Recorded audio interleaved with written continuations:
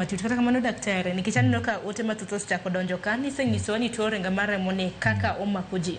En mano kinyisowa ni otimo ji nade. Mar ariyo nikech ang'e ni kaka seche ma ote donjo mar mondo mi nyikwara Mgejwang' ng'e tuo ni e yo makare.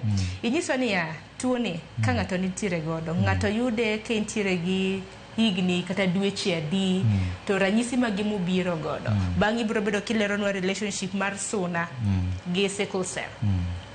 Mokwongo tuo mar ringa ni en gima inyuoligo, matiende ni kane intiere ich no sedonjo kuomi, to koro kuma bo pogore ni kumi bo fwenye.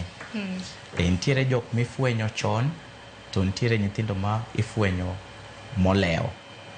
To fwenyo chon gi fwenyo moleo nyalo bedo yore mopogore. Namba achiel, nitiere jok ma gibedo ni nyathi bedo ka tuore, lakini nikech wan e gwenge kucha, samoro osiptal bor kodwa, ok wadhi e osiptal, ama seche moko bende dalili gi chalo gi jowa machon ne wacho ni gin chira.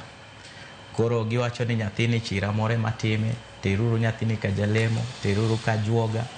Bang'e to ng'eny gi nonro wacho ni ok giyudga mondo gi celebrate the 5th birthday e ndalo machon, matiende ne gi hinyo tho kapok ochopo higni gi mag 5.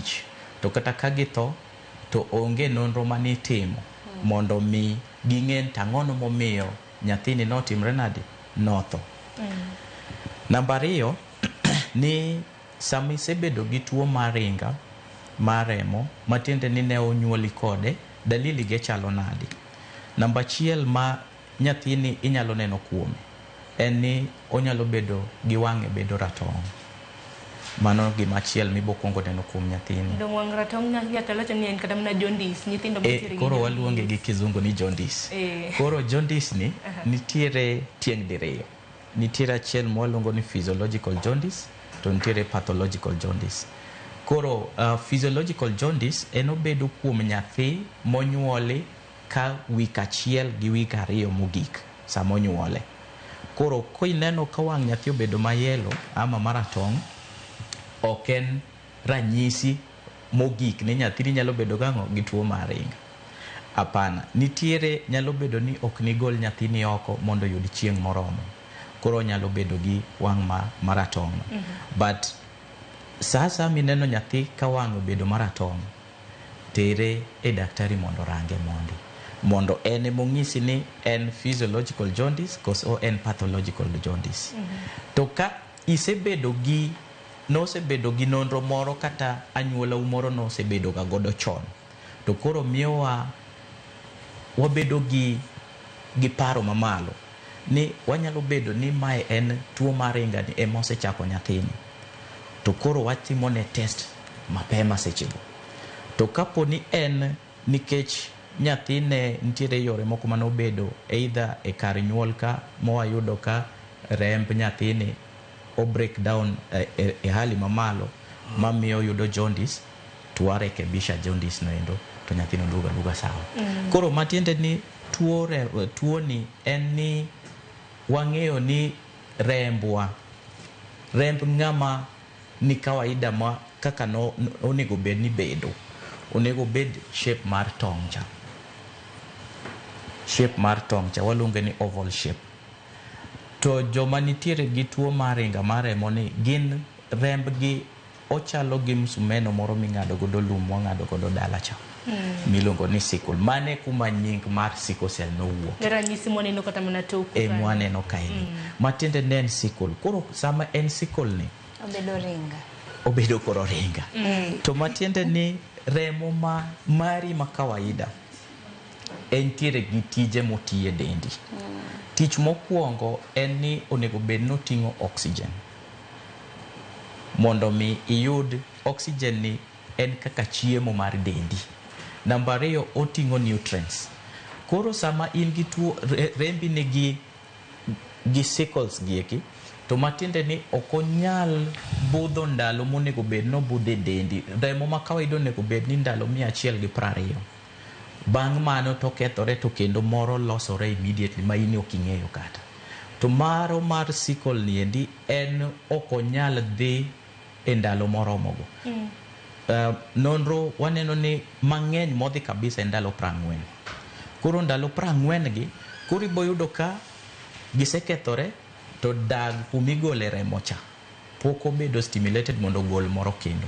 Koro gima nyathini ni bende kendo bobiro godo kopogore gi wang' mabedo maratong' ni rembe bobedo ga kadhi kanye dhi piny. Koro matiende ni onyalo bedo yellow ama onyalo bedo very white, matiende ni oonge remo.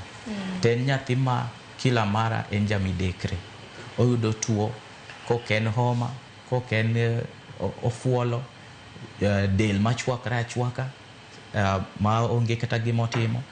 Mar adek, iboyudo ni nyathini onyalo chiewo gokinyi ama sa asaya, sana sana nyithindo mapod tindo mantiere piny mar higa 5. Dalili mokwongo magikuongo biro ga godo e osiptal ama ma janyuol nyalo neno en ni lwete nyalo kuot, lith lwetege gi okuot dichiel, ama kata bade ka okuot, ama lith tielo.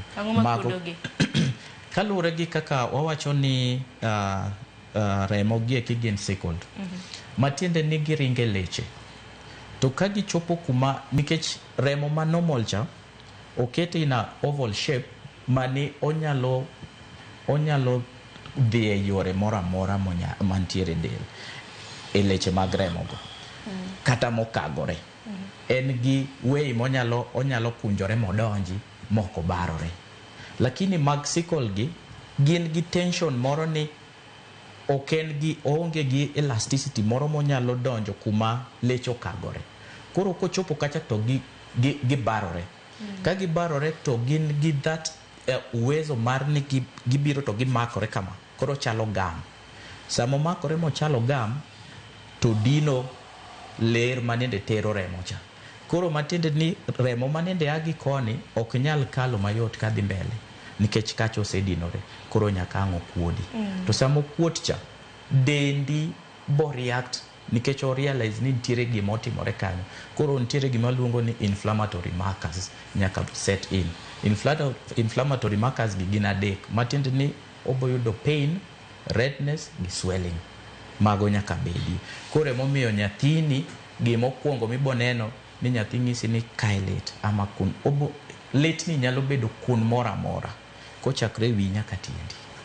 Mano gima nyathi bobiro godo e osiptal.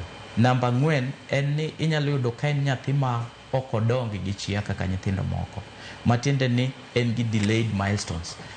Kirango samoro e gweng' kacha nitiere nyithindo manonyuol rika mage, lakini kirango moko gweko gin gisedongo to en odok ka en piny.